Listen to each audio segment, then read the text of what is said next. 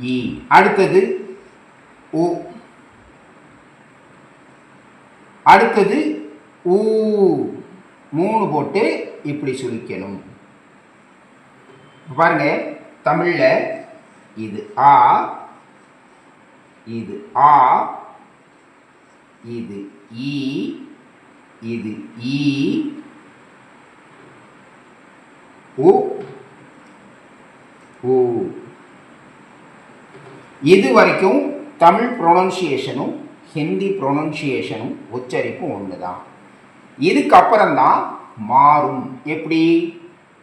இது ரு.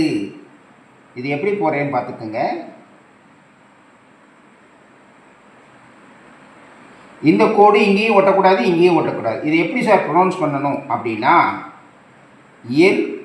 ரு.